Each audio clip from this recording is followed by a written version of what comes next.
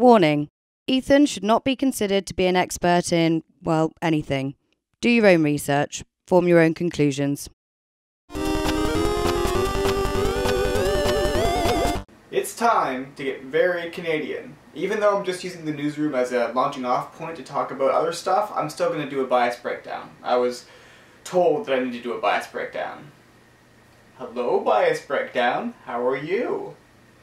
We're trying to be civil. So the Newsroom is one of my personal favorite TV shows, and it was one of the first non-kid shows I was exposed to while growing up. It's also a show that I've connected with my mother over, so I'm sure that's bound to give me some bias. And also, of course, there's the Canadian factor. See you later, bias breakdown. Thank you for coming. Good. We're all good.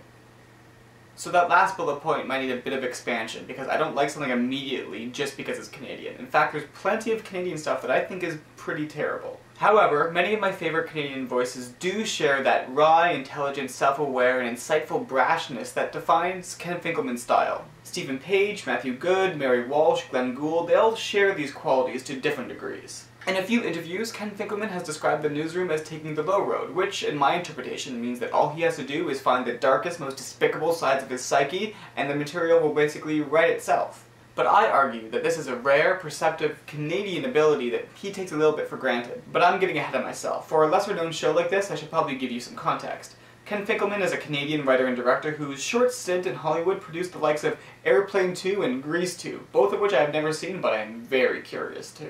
Ken hated his LA experience, despite how lucrative it was, and he returned to Canada where he ended up creating, writing, directing, and starring in The Newsroom for CBC, which at the time could still be pointed to as a bastion of proud Canadian identity.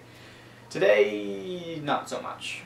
Anyway, instead of getting into specific analysis of The Newsroom today, I like to use it as a jumping off point to examine the changing lens through which Canadians have perceived Americans and ourselves. When I was younger, shows like The Newsroom and Made in Canada and the original cast of This Hour's 22 Minutes presented Canadians as varied and strong, but also ridiculous and very flawed. These shows were clever and subversive and made us question ourselves and not take ourselves too seriously, and then made this capability a point of pride. I also think that these shows had a precise and self-aware presentation of our relationship to the United States. It felt that while Canadians knew that the States could crush us, we also knew that they didn't take us too seriously and therefore didn't pay much attention to us. We were just endearing afterthoughts to the beast below. This awareness allowed us to mock the USA relentlessly and perceptively. It didn't matter that they were bigger and better than us, because we had the freedom to articulate our unique perspective from the North. We didn't seem to care all that much that the States were not aware of our identity, because we were aware of it. We were proud. It might be just because I spent a very disillusioning 6 years working in Canadian live television production, but I feel like the tone has shifted. Canadians seem to be falling all over themselves to get the States to notice us, or to become more like the States. And let me be clear right now that I'm not trying to express anti-American sentiment. There are a lot of truly valuable American voices, and a lot of my dearest friends were born and have lived their entire lives in the United States. I just think it's important to have an awareness of different national identities and to have an understanding of why differences are good and how our history and geography have shaped us. I respect Ken coming back to Canada to spend the rest of his career here, even though most of his work flies under the radar, even to a lot of Canadians. It also sounds like Jay Baruchel is trying to do something similar, and I applaud him for that. Our world makes it such that a lot revolves around money. Money's power is so pervasive that a lot of us seem to forget that our worth as humans is not tied to our bank account, no matter how large or small. The popularity of something does not necessarily equate the value of something, so I will continue to fight for Canadian voices and identity. Who cares if I make less money or am taken less seriously? I prefer to continue to be, well, true north, strong and free. Anyway, the acting isn't always the best, but I urge you all to go watch Ken Finkelman's The Newsroom. The first and best season is all on YouTube, and it's some of the best television I've ever seen, not just some of the best Canadian television I've ever seen.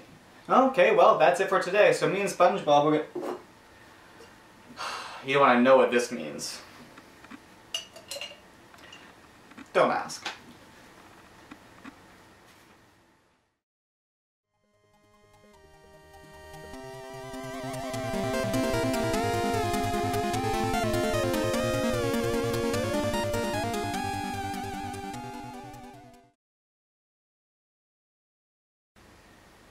Money is exhilarating, but, you know, so are a lot of things.